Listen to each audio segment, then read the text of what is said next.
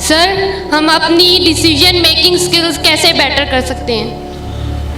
بیٹا فیصلے دے اندر طاقت آتی ہے جب آپ نے ایک تو زندگی میں مختلف فیصلے لیے ہوتے ہیں نا، تو آپ کو فیصلے کی روح پتہ ہوتی ہے.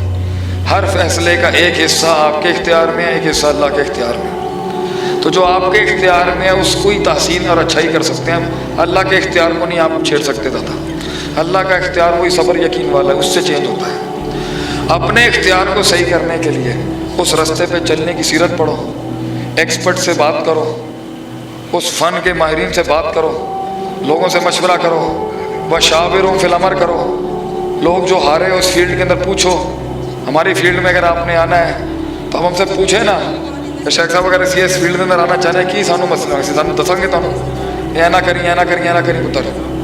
اس کے بعد استخارہ کریں اور پھر جٹ مار طریقے سے پورے 100% نہ مار دے، 10% 20% پہلے پیر رکھ کے ٹچ کرے اس کو. اگر اسے محسوس ہوتا ہے کہ اسے کائنات رسپانس کر رہی ہے پھر بتائے آگے.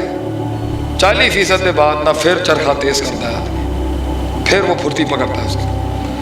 اور سب سے بڑی بات ہے اگر فیصلے خراب بھی ہو جائیں تو وہ دولت بن جاتے ہیں تجربے کی. تو وہ فیصلے ہی کیا جو برباد نہ ہو. ڈرتے نہیں ہیں کبھی فیصلوں سے. السلام علیکم. لوگوں میں صبر ہے نہیں، کسی کو آگے بڑھتا دیکھنے کا صبر نہیں ہے. جب کوئی آگے بڑھتا ہے تو جھوٹے ایلیگیشن لگتے ہیں. تو میرے خیال میں ان لوگوں کو کچھ آپ موٹیویٹ کریں، ان کو موٹیویشن دیں کہ وہ ایسا نہ کیا کریں. کیونکہ خواتین کے لیے گھر سے نکلنا بڑا مشکل ہوتا ہے، لیکن جب ہم خواتین گھروں سے نکلتی ہیں اپنی فیملی کو بھی فیس کرنا ہوتا ہے، ہم نے لوگوں کو بھی فیس کرنا ہوتا ہے. اس کے باوجود ہمارے ساتھ اتنی زیادتیاں ہوتی ہیں، اتنی ناانصافیاں ہوتی ہیں جو کہ جس پہ صبر نہیں ہوتا، بہت مشکل ہوتا ہے. تو سر اس کے بارے میں آپ کچھ لوگوں کو کہیں کہ ایسے نہ خواتین کے ساتھ. پہلے تو یہ کہنا کہ نہیں دے دیں. پہلے تو یہ کہنا کہ اگر صرف عورتوں کے ساتھ زیادتی ہوتی ہے، زیادتی ہر انسان کے ساتھ ہوتی ہے. ہر انسان کے ساتھ سب سے بڑی زیادتی اس کا اپنا نفس ہی کر رہا ہوتا ہے. ہر انسان کے ساتھ زیادتی ہو رہی ہے. اس میں عورت مرد کی تفریق ہوگی، کچھ اعجاز ان کے کچھ اعجاز ان کے ہوں. اگر آپ مجھے یہ کہہ رہے ہیں کہ میں دنیا کو ٹھیک کروں کہ وہ میرے نال ٹھیک ہو جائیں، بین ہے نہیں ہو سکتا. میں صبر کی تلقین ظالم کو کروں، اے مدعا ہی غلط ہے. مطلب میں انہوں کہوں کہ صبر کریں، جب کرنے دینا چھیڑ دیتا ہے تو کٹن ہونا ہوا ہے. صبر کی تلقین ہمیشہ مظلوم کو کی جاتی ہے. جرت دکھانے کا صبر، پنڈال میں آگے بڑھنے کا صبر، اپنے آپ کو پیش کرنے کا صبر، جاہلیت کے دور کے اندر علم کا اظہار استظہار کرنے کا صبر، استشہاد کرنے کا صبر، استنباط کرنے کا صبر. تو اور یہ کاٹ کے بغیر حسن کیسے آئے گا؟ تو ہم آپ اگر کہتے ہیں آپ لوگوں کو ٹانگ مارنے سے روکیں، یہ نہیں ہو سکتا بہن. وہ معاشرہ نہیں ملے گا آپ کو، وہ جنت ہے. لیکن ہاں اس کو ہم اس کی تنقید کر کر کے اسے نہیں، لیکن گزرنا تو پیسو گزرنا تو پڑے گا آپ کو اس میں سے. اور دوسری بات یہاں پر یہ ہے، یہ ٹیبوز اور نارمز توڑنا ہی تو اصل جہاد ہوتا ہے زندگی کا. اللہ تعالیٰ آپ لوگوں کو مزید ترقیاں کامیابیاں دیں، مگر اپنی راہوں کو پہلے ہر لحاظ سے چیک کر لیں کہ اگر میں اس وقت چڑھ کے آتا ہوں جب مجھے پیچھے سے دلیل آئی بھی ہوتی ہے کہ اللہ اس پہ سیٹ ہے. جب اللہ سیٹ نہیں ہوتا نا اور میں نے چیل حلال سے حرام کی حرام سے حلال، تب میں کانفیڈنٹ نہیں آتا کبھی بھی. تو پہلے اپنی دلیل چیک کروا لیں. اگر رستہ ٹھیک ہے، نیت ٹھیک ہے، سلسلہ ٹھیک ہے، تعین ٹھیک ہے، مناسبت ٹھیک ہے، نسبت ٹھیک ہے، پھر گھبرانے کی ضرورت نہیں ہے. غربت میں ہی تو انسان لڑتا ہے دو لوگوں کے ساتھ. امیری میں کھڑے ہو کے اسٹینڈ لینے کا کیا فرق؟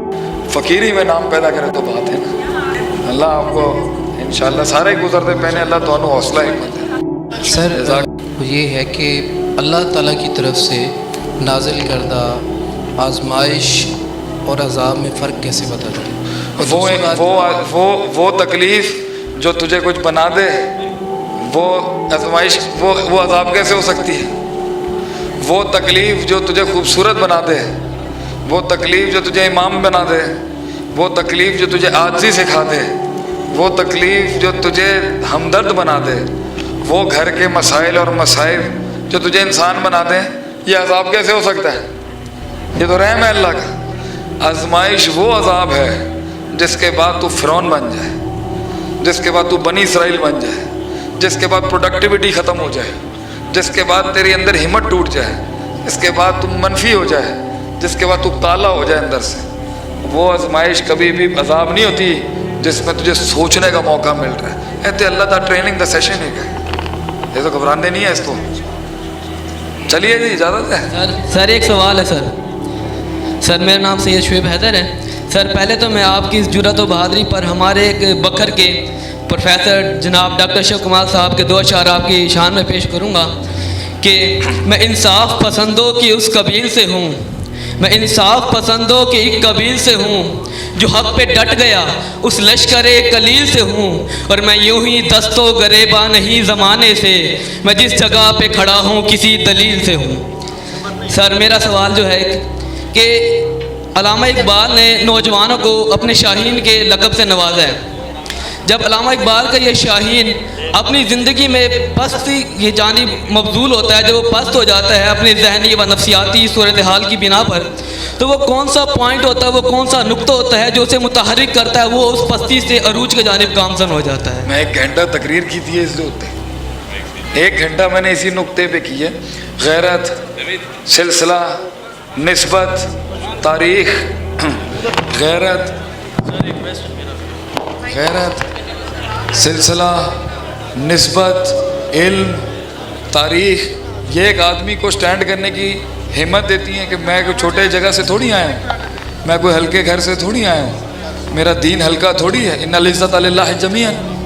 جب میری ہلکی بنیاد نہیں ہے، جب میرا کمزور تاریخ نہیں ہے، جب میرا سلسلہ اور نسبت بڑے لوگوں کے ساتھ رہا ہے، روحانی لوگوں کے، میں کیوں چھوٹی بات کروں؟